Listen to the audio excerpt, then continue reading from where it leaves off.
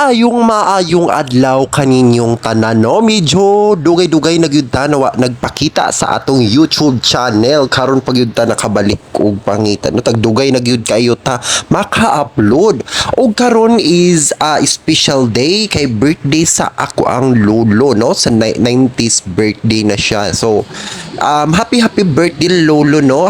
Hope unta more birthdays to come, and of course with family celebration. So, together with Jowas, no? So, ayan, no?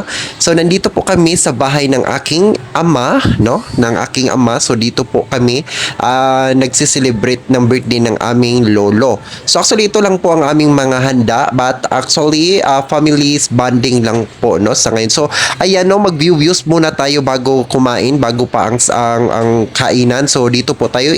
Itutur ko muna kayo sa aming bahay. So, dito po yung bahay namin, no? Ayan po. So, dito po yung dos andanas. So, second floor po. It means short second floor. So, ito po yung labas. Yan po yung front. So, yan po ang may gate.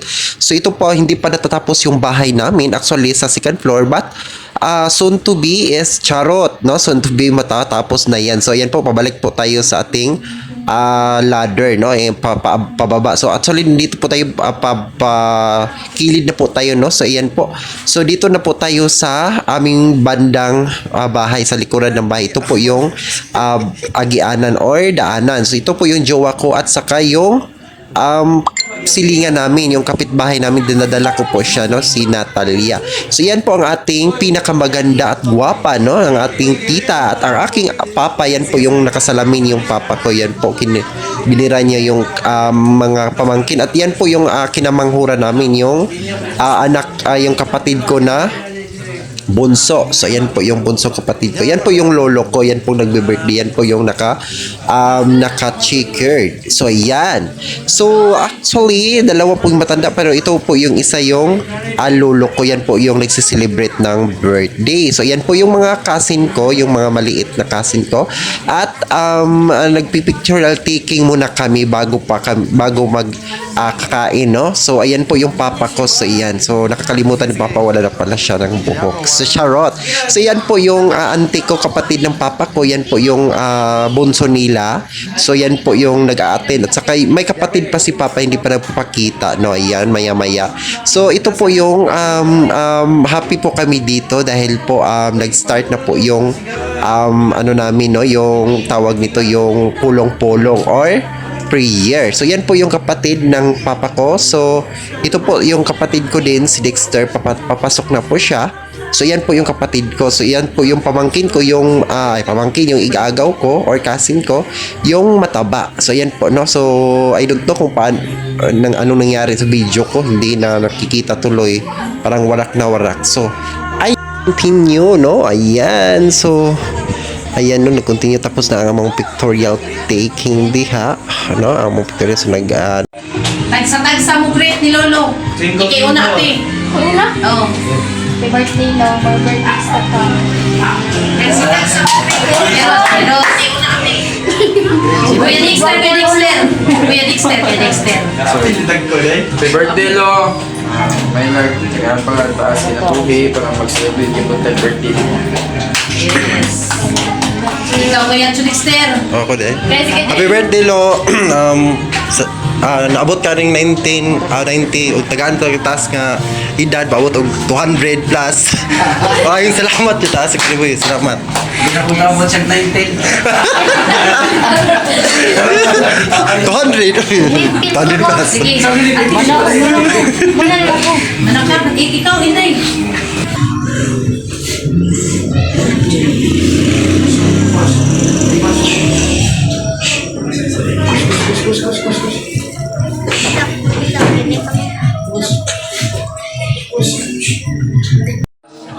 Tomorrow. Day na naman. So, nandito naman tayo sa aming palasyo, no? In short, dito tayo sa ating boarding house. So, kung saan po ako namumuhay or nagpuyo, no? Dito po tayo sa ating special na palasyo.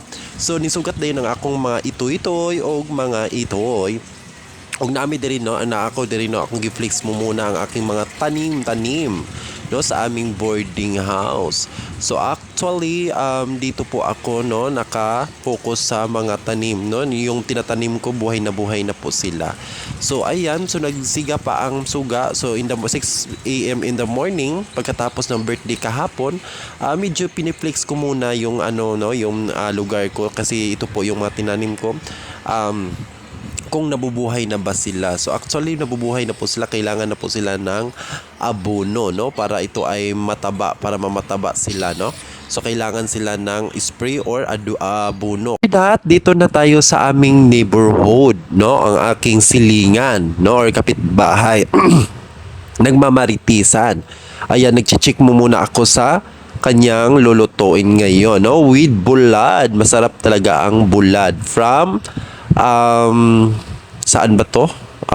Basta masarap tong bulad na ito kasi nadala daw ito sa Bantayan Island. So ayan no, sa Bantayan Island po yung bulad. Shoutout sa taga Bantayan dyan. Masarap yung buwan ninyo. At nagluluto na yung friend ko no. Ayan, nagluluto na po siya with using a wood. So ayan po yun no. Dito po ako sa kanyang bahay no, at dinadalaw ko po siya dito kasi nang ano po ako ng ulam kasi alami yung ano niya ulam kasi buwad no. So ayan, masarap na sarap ang kanyang ulam ngayon. Ayan. So nag-antay-antay po kami maluluto yung buwad niya para ito ay magre-ready na at kumakain ako no kasi medyo gutom-gutom na kasi 11 AM na po no sa umaga, alas 12 na. So kailangan na kaming mag-prepare ng kain. So ayan po, ano po ako dito, nagmamarites-marites muna ako dito no. So ayan, while nagluluto siya, so diyan po ako nakaabang para sa buwad. So pinipilix-pilix ko pa talaga yung buwad no. So ayan po ang naganap kanina. So ayan no, medyo mahanghang po, medyo maapoy, ano po siya, mausok po. So masakit sa mata. So okay lang kasi yan lang po no. So hindi po makalabas medyo yung ano, yung usok ng kahoy or aso no. So nakatiis-tiis mo muna, medyo ning effect na po yung ano ko, yung tawag nito yung sinus ko. So medyo hindi po ako nakakahinga dyan kasi yung aso is nandito po sa loob, walang labasan. Medyo ano siya sa labas.